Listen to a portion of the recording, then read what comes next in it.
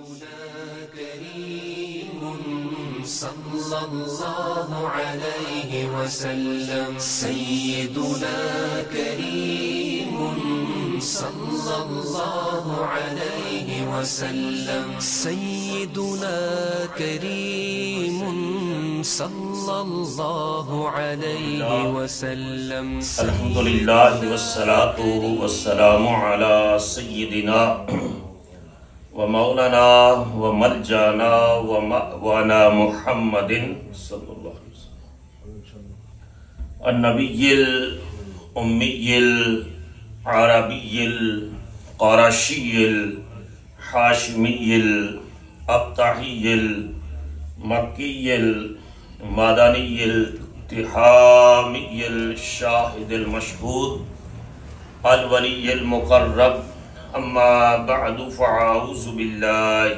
من الشيطان الرجيم بسم الله الرحمن الرحيم قال الله تبارك وتعالى في القرآن المجيد والفرقان الحميد شهر رمضان الذي أنزل فيه القرآن هدى للناس وبينات من الهدى والفرقان فمن شاهد منكم الشهر فليصمه ومن كان مريضا أو على سفر فعدة من أيام أخر يريد الله بكم اليسر ولا يريد بكم العسر ولتكملوا العدة ولتكبروا الله على ما هداكم ولعلكم تشكرون صدق الله مولانا العظیم۔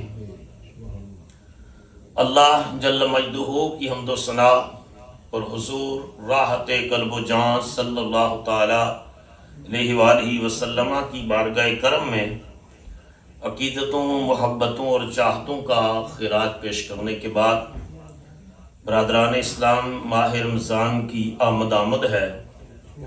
ایک ایسا برکتوں والا، سعادتوں والا، راحتوں والا، فضیلتوں والا مہینہ ہمارے اوپر جلوہ فگن ہونے جا رہا ہے کہ جس میں انسان کے جنتی ہونے کی سند اللہ کی طرف سے جاری کر دی جاتی ہے۔ تو یہ ایسا مہینہ ہے کہ جس کے آنے سے قبل رسول اللہ صلی اللہ تعالی علیہ وآلہ وسلم اپنے صحابہ کرام سے خطاب فرماتے اور فرماتے کہ تمہارے اوپر ایک مہینہ آ رہا ہے کہ جس میں نفل کا ثواب فرض کے برابر ہے اور فرض کا ثواب 70 فرضوں کے برابر عطا کیا جاتا ہے۔ کہ ایک انسان ایک نفل اگر پڑھتا ہے، جو کہ ایک نہیں ہوتا، 2 نفل پڑھے جاتے ہیں، تو 2 نفل جو پڑھ رہا ہے تو اس کو 2 فرضوں کے برابر ثواب دیا جا رہا ہے، اور اگر وہ فرض پڑھ رہا ہے 2 تو اس کو 140 فرضوں کا ثواب مل رہا ہے۔ تو اس اعتبار سے کر کے فرمایا کہ رحمتوں والا مہینہ، اور اس میں ارشاد فرمایا اس میں ایک ایسی رات آ رہی ہے کہ جو لیلۃ القدر خیر من 1000 شہر، کہ لیلۃ القدر 1000 مہینوں سے زیادہ فضیلت والی رات ہے۔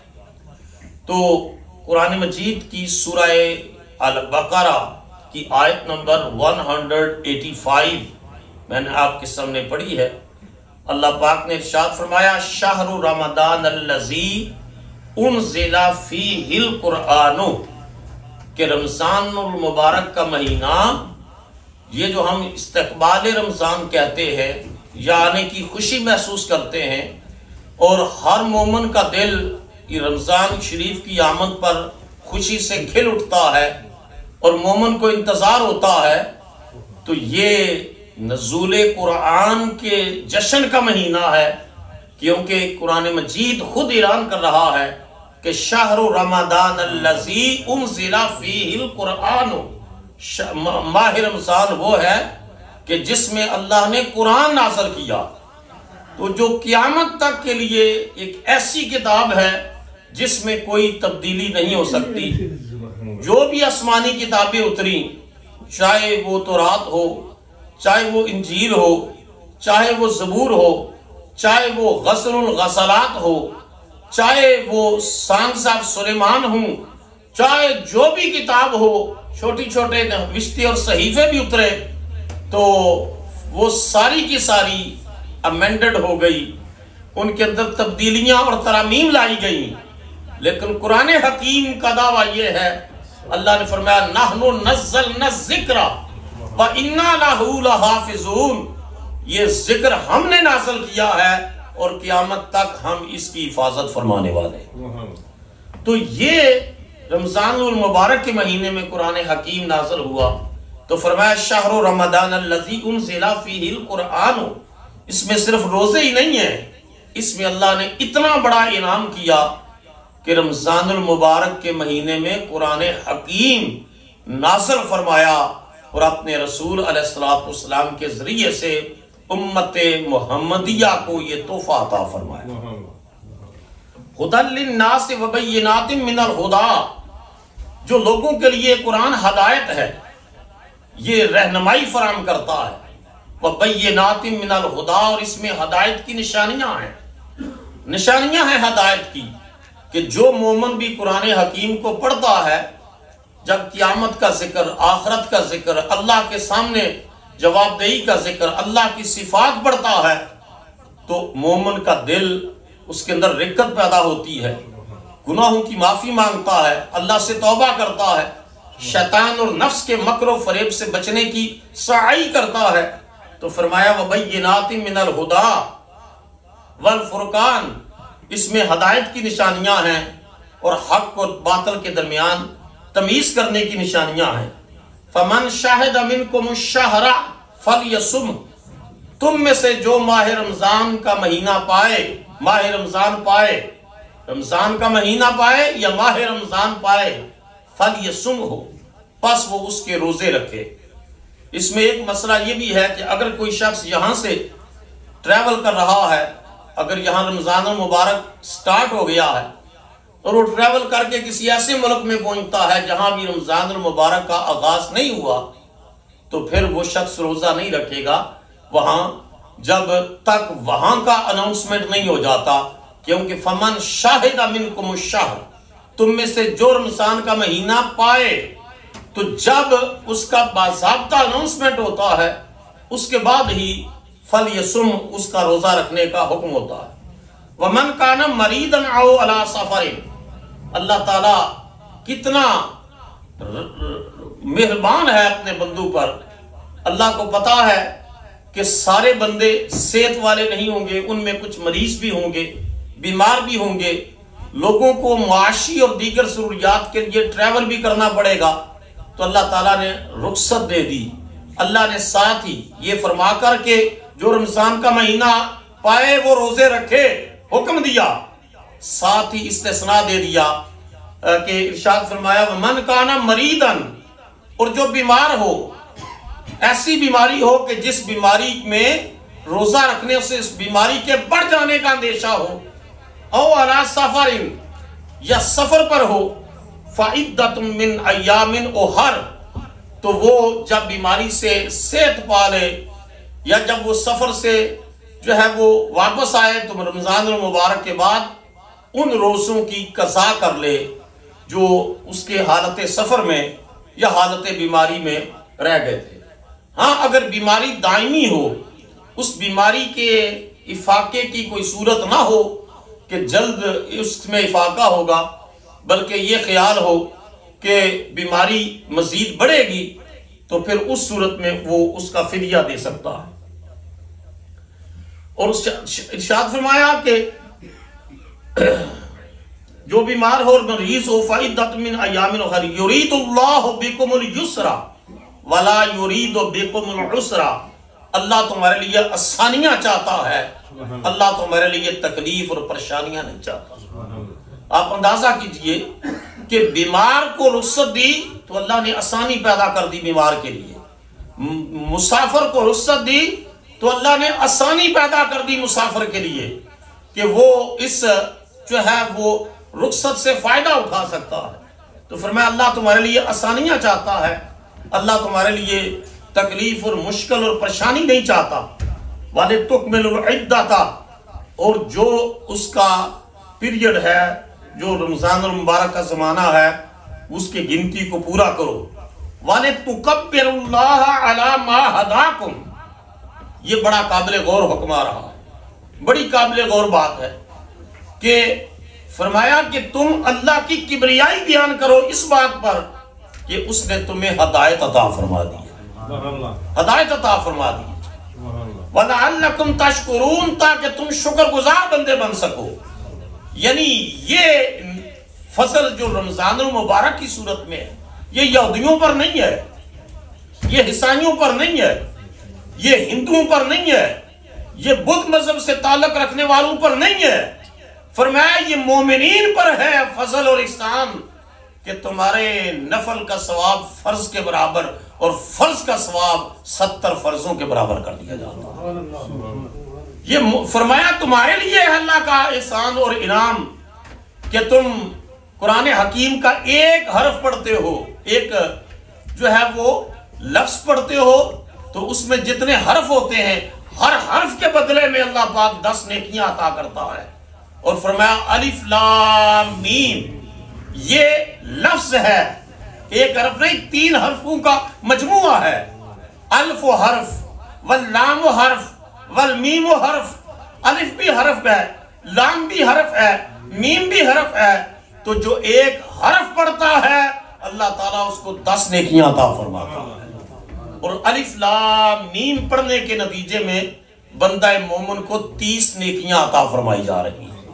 تو یہ احسان وَلِتُكَبِّرُوا اللَّهَ، اللہ کی کبریائی اور اللہ کی عظمت بیان کرو، کس بات پر؟ عَلَى مَا هَدَاكُمْ، کہ اس نے تمہیں ہدایت عطا فرمائی ہے۔ یہ ہدایت انسان کے اپنے بس میں نہیں ہے کہ انسان چاہے کہ میں جو ہے وہ ہدایت کے راستے پر چلوں۔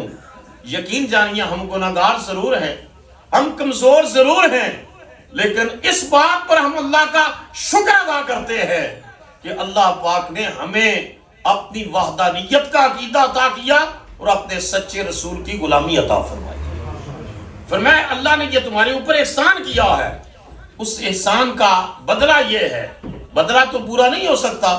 فرمایا وَلِتُكَبِّرُوا اللَّهَ، اللہ کی کبریائی بیان کرو۔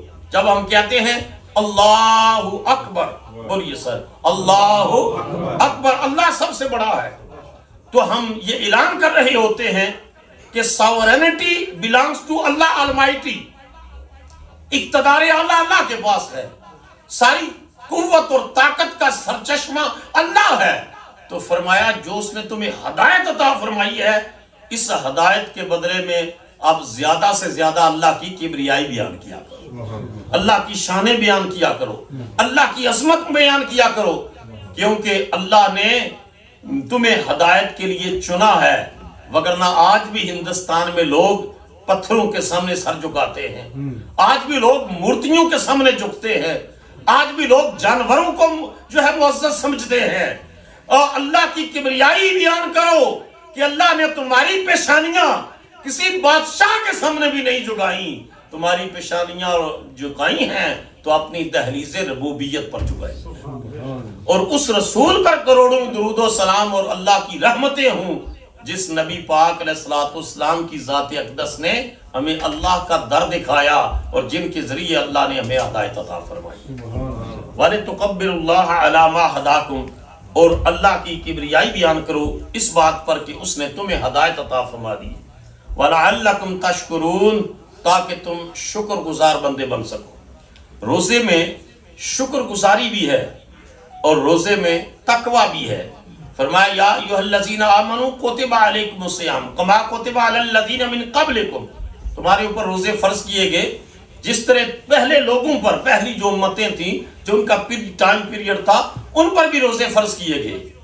اور اس کی وجہ کیا ہے؟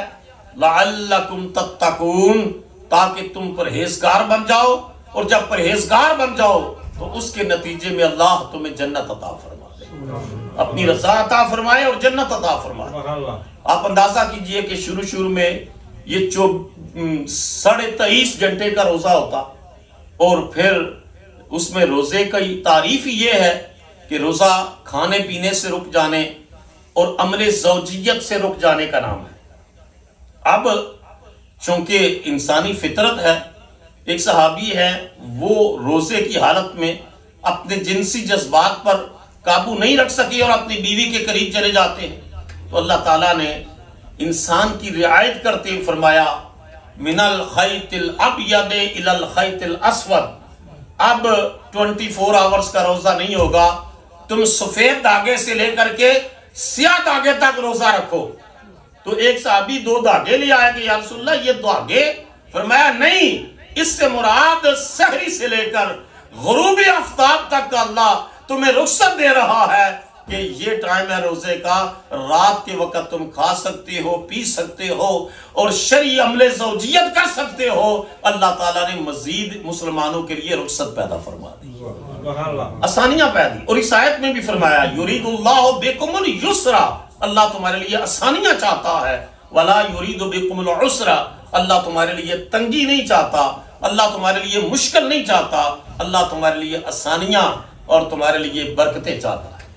تو رمضان المبارک کا مہینہ حضور علیہ الصلوۃ والسلام نے فرمایا کہ اس میں جو ہے اس کی راتوں کا جو ہے وہ قیام اور دن کا روزہ، آپ اندازہ کیجئے کہ رات کا قیام اور دن کا روزہ۔ تراویح بھی بہت سارے لوگ تراویح کو بوجھ سمجھتے ہیں، کہتے ہیں جی تراویح جو ہے وہ اتنی ہم 8 پڑھیں گے، یا کچھ تو پڑھتے ہی نہیں ہیں کہ کام کاج کے بوجھ کی وجہ سے، یا عادت نہیں بنی ہوتی کہ جو بندہ عشاء کی 17 رکعتیں نہیں پڑھ سکتا، جب اس کو اضافی 20 رکعتیں پڑھنی پڑتی ہیں تو اس کے لیے پریشانی کا باعث بن جاتا ہے۔ سب سے پہلی بات تو یہ ذہن میں رکھیں کہ تراویح اتنی برکتوں والی ہے، اتنی برکتوں والی کہ نبی کریم صلی اللہ تعالیٰ علیہ وآلہ وسلم نے 3 دن نماز تراویح جماعت کے ساتھ پڑھائی اور صحابہ کرام کا ذوق و شوق دیکھا، ان کی محبت دیکھی، اللہ کی بارگاہ میں قیام، رکوع اور سجدے کا شوق دیکھا۔ تو رسول اللہ صلی اللہ علیہ وسلم بھی امت کے لیے آسانیاں چاہتے ہیں۔ حضور نے فرمایا تم اب گھروں میں جا کر تراویح پڑھو، کیونکہ مجھے اس بات کا اندیشہ ہے کہ تمہارے شوق کی وجہ سے کر کے اللہ تراویح کو فرض قرار دے دے گا اور پھر تم اس کو ادا کرنے کے شاید اس قدر قابل نہ ہو سکو۔ تو رسول اللہ صلی اللہ علیہ وسلم نے رخصت پیدا فرما دی۔ سیدنا حضور کا باقی ظاہری حیات کا زمانہ اسی طرح چلتا رہا، سیدنا صدیق اکبر کا دور خلافت اسی طرح چلتا رہا، حضرت فاروق اعظم کا دور خلافت آیا تو آپ نے فرمایا کہ لوگ ڈنڈی مارتے ہیں کہ گھر میں تراویح نہیں پڑھتے اور یا بہت اس کو مختصر کر دیتے ہیں، تو آپ نے ایک ایڈمنسٹریٹو لا پاس کیا، فرمایا کہ اب کوئی شخص گھر کے اندر تراویح نہیں پڑھے گا، میں ابی ابن کعب رضی اللہ تعالیٰ عنہ کو قرآن حکیم سنانے کے لیے مقرر کر رہا ہوں۔ مصطفیٰ کے سارے غلام آ کر ابی ابن کعب کے پیچھے تراویح پڑھیں گے اور اللہ کا قرآن سنیں گے۔ اور حضرت ابی اس درجے کے صحابی تھے، ایک مرتبہ رسول اللہ صلی اللہ علیہ وسلم نے ان کو بلایا اور بلا کر فرمایا ابی مجھے اللہ کا پیغام آیا ہے کہ تیرے ساتھ قرآن حکیم کا دور کرو۔ اونچا بولو نا سبحان اللہ۔ تو انہوں نے عرض کی یا رسول اللہ، اللہ نے میرا نام لیا ہے، ڈائریکٹ میرے نام کا میسج آیا ہے؟ فرمایا ہاں ابی تیرے نام کا میسج آیا ہے۔ تو کہتے وہ زاروں قطار رو پڑے کہ میرا آسمان سے اللہ کی طرف سے میرے نام میسج آیا ہے؟ فرمایا ہاں تیرے نام میسج آیا ہے۔ اللہ نے فرمایا میرے حبیب آپ ابی سے قرآن سنیں بھی اور ابی کو قرآن سنائیں بھی۔ جس طرح رسول اللہ حضرت جبرائیل کے ساتھ قرآن حکیم کا دور کرتے تھے، اسی طرح حضرت ابی ابن کعب کے ساتھ قرآن حکیم کا رسول اللہ صلی اللہ علیہ وسلم نے دور کیا، اور وہ اس درجے کے قرآن کے حافظ اور عالم تھے کہ حضرت عمر فاروق تقوی کی تعریف پوچھنے کے لیے ابی بن کعب کا دروازہ کھٹکھٹاتے ہیں، کہتے ہیں ابی تقوی کی تعریف کیا ہے، اور حضرت ابی ابن کعب حضرت عمر کو وہ مسئلہ بتا رہے ہیں۔ آپ اندازہ کیجئے ان کے عالم ہونے اور ان کے عارف ربانی ہونے اور قرآن حکیم کے مفاہیم کو سمجھنے میں اللہ نے ان کے اوپر کتنا بڑا احسان فرمایا۔ تو حضرت فاروق اعظم نے مقرر کر دیا ابی ابن کعب کو، اب تراویح 20 رکعتیں پڑھی جاتی ہیں، بولو سارے کتنے؟ یہ جو 8 کا مسئلہ، 8 جو ہے وہ کوئی تراویح نہیں ہے. بولی 8 تراویح نہیں ہے، کیونکہ 8 تہجد کی نماز ہے. رسول اللہ صلی اللہ علیہ وسلم کے لیے تہجد فرض تھی، اور ساتھ رسول اللہ صلی اللہ علیہ وسلم وطر بھی تہجد کے وقت پڑھتے. حکم ہے، یہ تو آسانی کے لیے ہم وطر ساتھ پڑھتے ہیں کہ جس آدمی کو یہ یقین ہے کہ وہ تہجد کے لیے اٹھے گا، اس کے لیے زیادہ اجر کا باعث ہے کہ وہ وطر جو ہے وہ تہجد کے ساتھ پڑھے. تو رسول اللہ صلی اللہ علیہ وسلم تہجد کی نماز کے ساتھ نماز وطر ادا فرماتے تھے. تو نماز تراویح جو ہے وہ 20 رکعت ہے.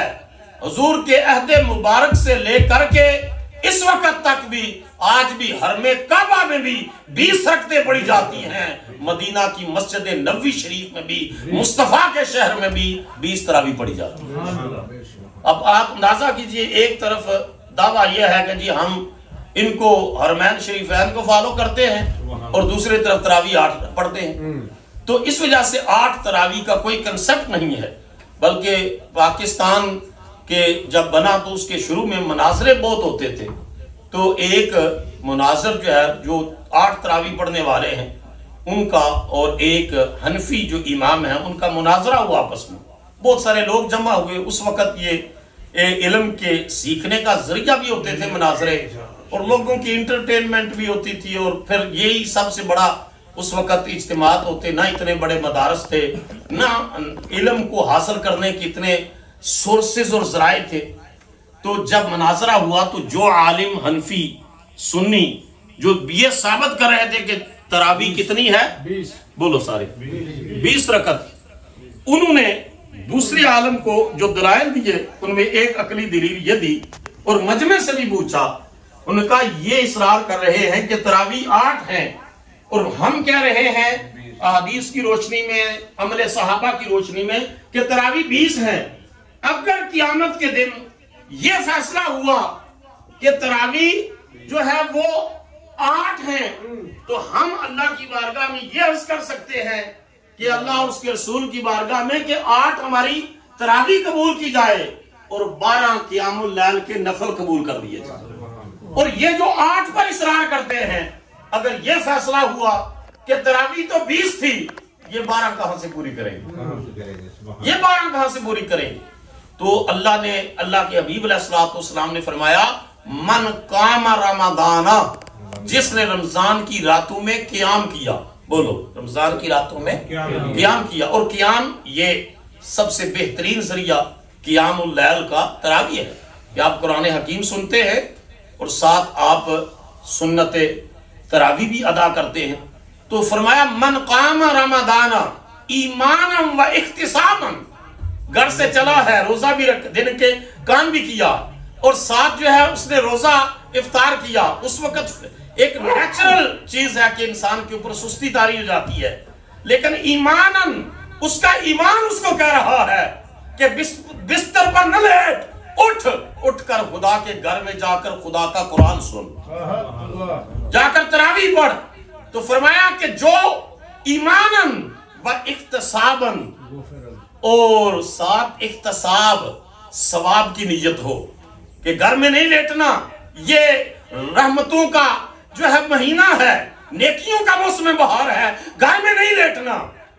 لوگ سارا 2 گھنٹے فون پر ٹیلی ویژن کے سامنے بیٹھے رہیں گے، تراویح پر نہیں آئیں گے، اور جو ہے وہ مختلف قسم کی خوشگپیوں میں مصروف رہیں گے، تراویح پر نہیں آئیں گے.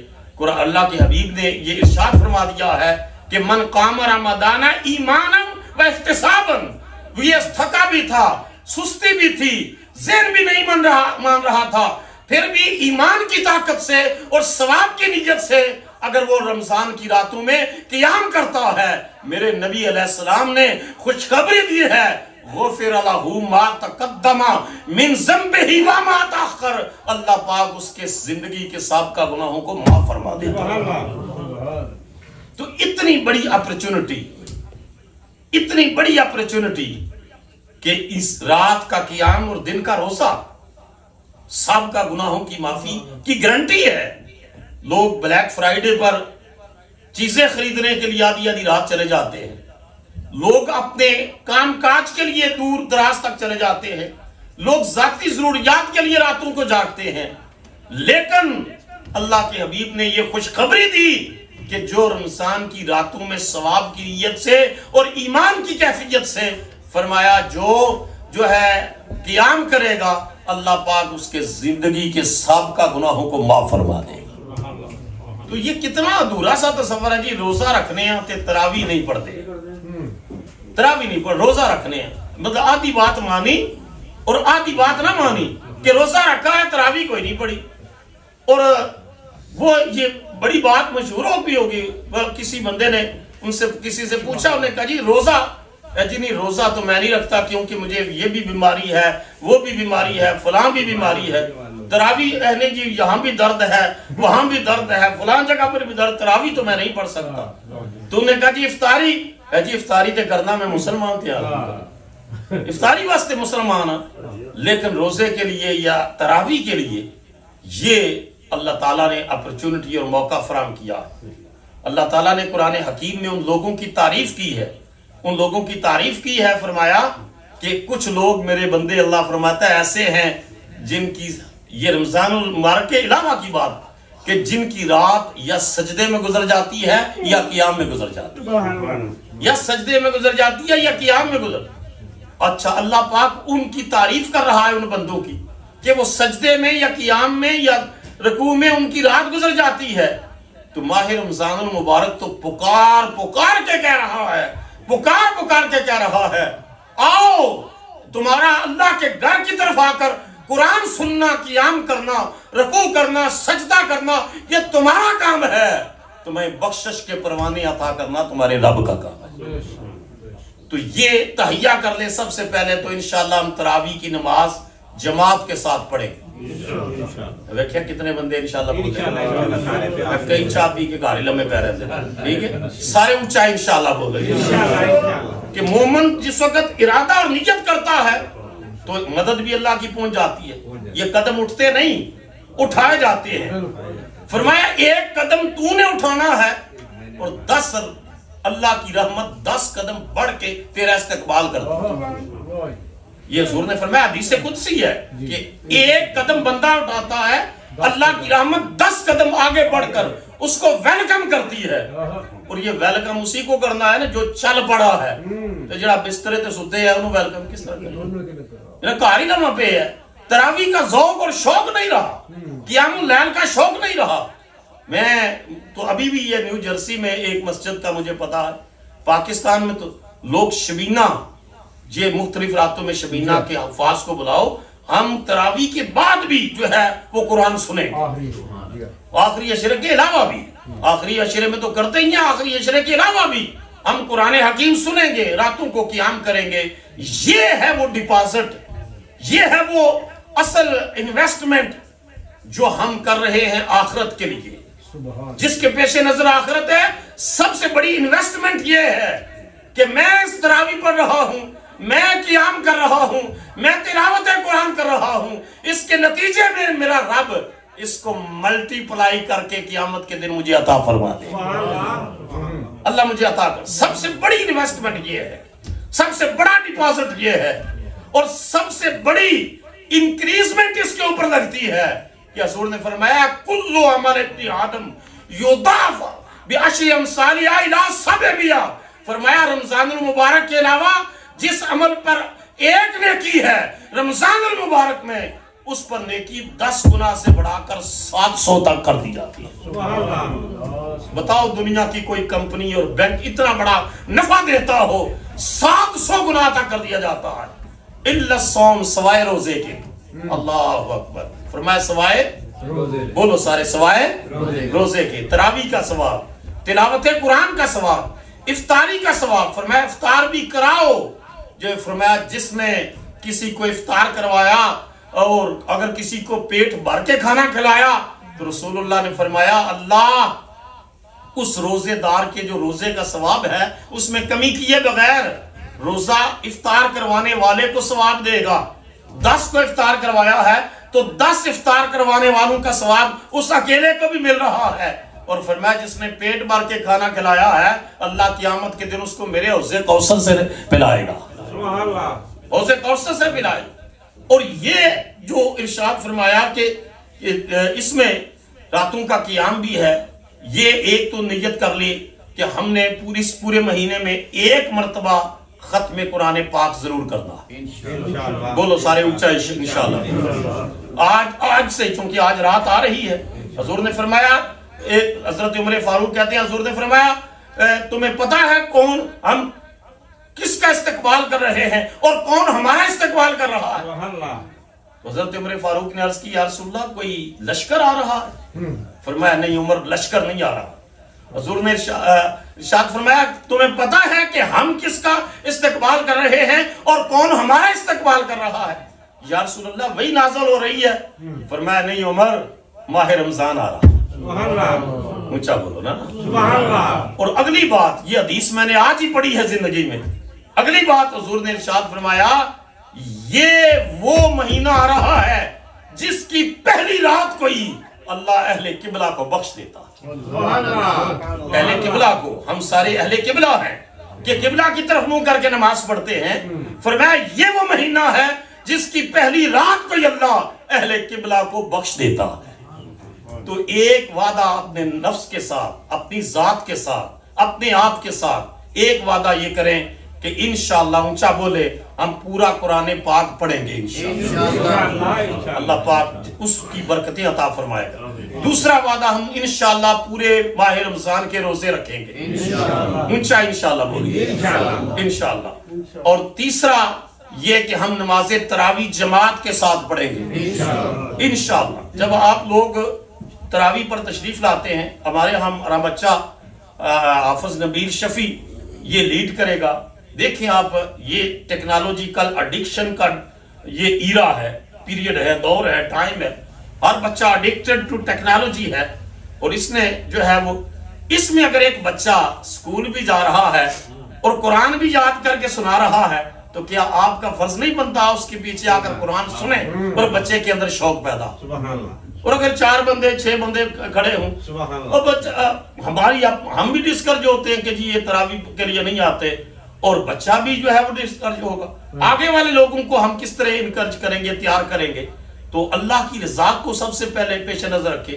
اور بہت سارے جو ہے وہ دوست دور دراز سے، چودھری صاحب آتے ہیں، ڈاکٹر صاحب آتے ہیں، کتنی دور سے تراویح کے لیے تشریف لے آتے ہیں۔ اس نیبرہڈ کے لوگوں کے لیے بھی ضروری ہے کہ آپ انشاءاللہ نماز تراویح جماعت کے ساتھ یہاں ادا کریں۔ باقی انشاءاللہ ہم تراویح افطاری کا چارٹ جو ہے وہ آج لگ جائے گا، اور پہلی تو ہے وہ ہمیشہ ملک عرفان صاحب کی طرف سے ہوتی ہے، دوسری افطاری حاجی محمد شفیع صاحب کی طرف سے ہوتی ہے، اور تیسری افطاری میری طرف سے سیدہ فاطمہ الزہرا سلام اللہ تعالی علیہا، ان کا یوم وصال ہے، ان کے حوالے سے ہوتی ہے۔ اور آگے جو حضرات جو ہے وہ نام لکھوائیں گے انشاءاللہ العزیز، ان کا جو ہے وہ افطاری میں ہم ارینج کر دیں گے۔ کوشش کریں، دعا کریں، اللہ تعالی ہم کو بھرپور طریقے سے یہ ماہ رمضان گزارنے کی توفیق عطا فرمائے۔ اور بہت سارے چانسز ہیں کہ آج رات ہم تراویح انشاءاللہ العزیز پڑھیں گے، اور آپ آج سے ہی اپنے آپ کو اس کے لیے تیار کر لیں۔ رسول اللہ صلی اللہ علیہ وسلم نے اپنا تہمد مبارک کس کے باندھتے تو صحابہ نے پوچھا یا رسول اللہ، فرمایا ہم ماہ رمضان کی تیاری کر رہے ہیں، تو اس کی تیاری کر رہے ہیں، تو اپنے گھروں میں بھی اپنی بیوی کو، بیٹیوں کو، بہنوں کو انکرج کریں کہ اس مہینے میں باقی ایکٹیویٹیز کو لیمیٹڈ کر کے اس کے اوپر زیادہ فوکس کریں، تلاوت پر، عبادت پر، روزے پر اور تراویح پر۔ اللہ پاک مجھے اور آپ سب کو اس ماہ رمضان کے تقاضے پورے کرتے ہوئے روزے رکھنے کی توفیق عطا فرمائے۔ صلى الله عليه وسلم سيدنا